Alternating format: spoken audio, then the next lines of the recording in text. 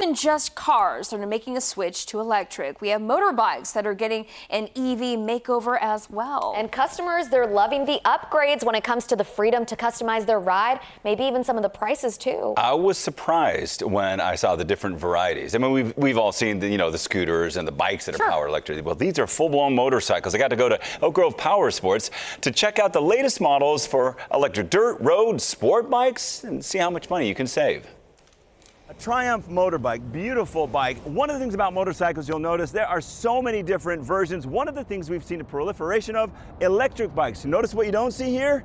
An exhaust. Jim here is going to demonstrate on the silence of this motorcycle, a dirt bike equivalent, super agile. With California's big push for electric motors, one of the biggest increases that we've seen are electric bikes. You've seen scooters, you've seen one wheel, solo wheels. With electric bikes like this dirt one, the range is incredible. Jim, explain the difference in riding this and a regular bike. Agile, nimble, no gearing, and great torque.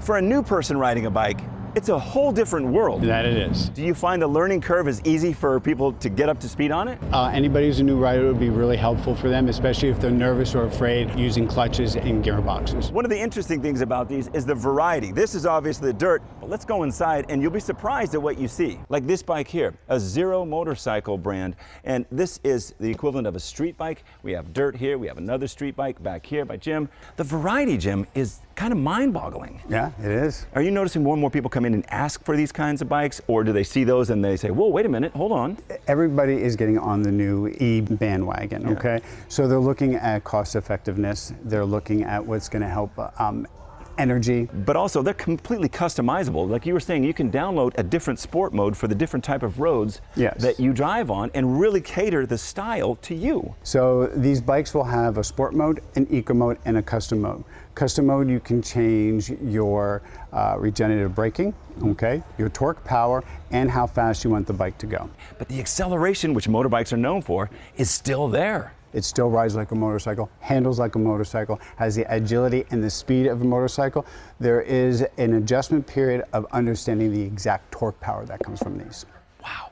Okay, so also one of the things that we have noticed, more police departments, school resources officers on big campuses, colleges are starting to have more bikes that are electric for their jobs as well. It costs less, there's fewer parts to repair. The actual savings on fuel and maintenance on everyday riding, you can save on average anywhere between $5,500 and $6,700 a year. Wow. So you can expect these kind of bikes to become a lot more prolific. The future of electric bikes in California is pretty bright.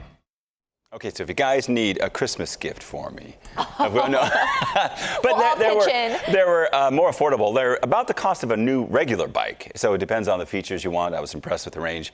Obviously, the big hitch is that when you're riding a motorcycle, you have to learn how to use a clutch. Right.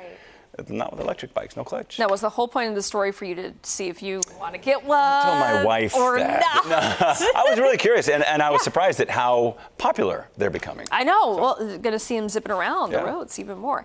Pretty strategic right before the holiday season. Shh. Okay, we'll keep it under wraps. Let's see what the plan is. All right, thank you, Richard.